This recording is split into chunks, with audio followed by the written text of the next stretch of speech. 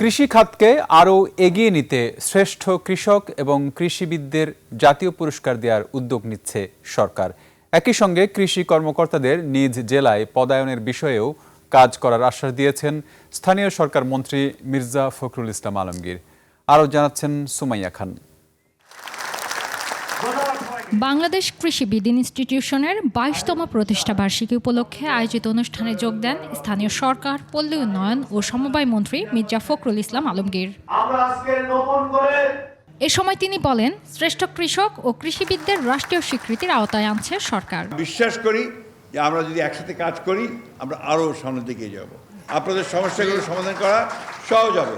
তবে এই একটা কথা যে আপনাদেরকে কিন্তু সরকারের যে আপনার কর্মসূচিগুলো আসবে সেগুলোকে সফল করতে হবে, আপনাদেরকেও কাজ করতে হবে এবং একই সঙ্গে সামনের দিকে এগোতে হবে। মাঠ পর্যায়ে আরও কার্যকর সেবা নিশ্চিত করতে কৃষি কর্মকর্তাদের নিজ নিজ জেলায় পদায়নের কাজ শুরু করবে সরকার। বাড়ির চিন্তা, ছেলে মেয়েদের চিন্তা করবেন না, কাজ করবেন। এটা আরেকটা ঘটনা আছে আপনার প্রাইমারি স্কুলের টিচার হেডমাস্টারদেরকে বদলি করে দেয় এবং তার বদলি ঠিক করতে তাকে ঢাকায় আসতে হয়। অদ্ভুত ব্যাপার। এই যে একটা ব্যুরোক্রেটিক সমস্ত ঘটনা তৈরি করা হয়েছে গত 15-16 বছরে, এগুলো বাংলাদেশের মূল জায়গা থেকে আপনার বিনষ্ট করে দিয়েছে। আমরা এগুলো পরিবর্তন করতে চাই। একই অনুষ্ঠানে সমাজ কল্যাণ মন্ত্রী ডাক্তার AJM জাহিদ হোসেন বলেন, সামাজিক নিরাপত্তা নিশ্চিত করতে সরকার বিভিন্ন কর্মসূচি হাতে নিয়েছে। অর্থনীতির একটা জায়গা হলো কৃষি আর কৃষক, দ্বিতীয়টা হচ্ছে RMG মানে রেডিমেড গার্মেন্টস, আরেকটা হলো রেমিটেন্স।